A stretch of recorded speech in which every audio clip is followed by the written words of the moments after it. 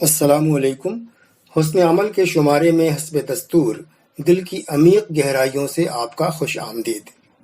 آج ہماری گفتگو کا عنوان ہے مشکلوں کے ساتھ آسانیاں۔ یہ انسان کی فطرت ہے کہ وہ ہر کام میں آسانی تلاش کرتا ہے۔ ایک انسان کے ناطے میری اور آپ کی بھی یہی خواہش رہتی ہے۔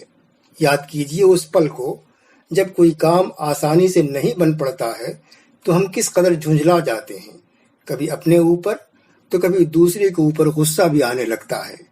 ناکامی کے سائے سے گزرتے ہیں تو مایوسی کا سایہ گہرا جاتا ہے۔ ایسا اس لیے ہوتا ہے کہ ہم سکے کا ایک ہی رخ دیکھتے ہیں اور یہ بھول جاتے ہیں کہ آسانیوں کی منزل مشکلوں کے راستے سے گزرنے کے بعد حاصل ہوتی ہے۔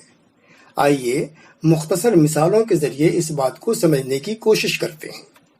ہم اور آپ پھول پسند کرتے ہیں۔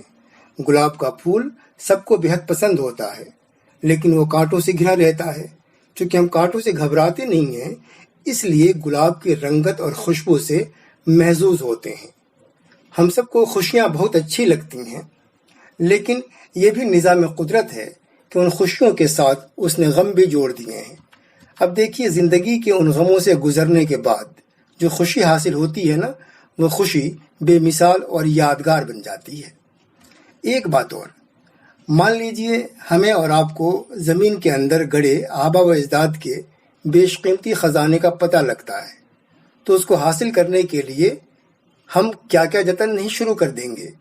لیکن یہ بات جانتے ہیں نا کہ زمین میں گڑے خزانوں پر سانپوں کا پہرا رہتا ہے۔ اگر وہ خزانہ حاصل کرنا ہے تو ان پر بیٹھے سانپوں سے پہلے مقابلہ کرنا پڑے گا۔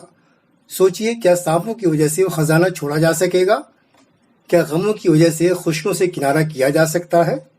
کیا کانٹے گلاب تک پہنچنے میں رکاوٹ بنیں گے؟ نہیں نا۔ پھر یہ سوچنے کا مقام ہے کہ ہم صرف آسانیاں تلاش کرنے کی کوشش میں کیوں مصروف رہتے ہیں۔ آئیے اپنے سامنے کھڑی ہو جانے والی ہر مشکل کا ڈٹ کر مقابلہ کرنے کے لیے خود کو تیار رکھیں، کیونکہ اسی کے بعد آسانیاں ہیں۔ کسی شاعر کا شعر ہے، مجھ کو سمجھ نہ پائی میری زندگی کبھی، آسانیاں مجھی سے تھیں، مشکل بھی میں ہی تھا۔ بات اچھی لگے تو لائک، سبسکرائب اور شیئر کیجئے گا۔ کمنٹ باکس میں اپنے تاثرات بھی لکھیے گا، مجھے آپ کے تاثرات کا انتظار رہتا ہے۔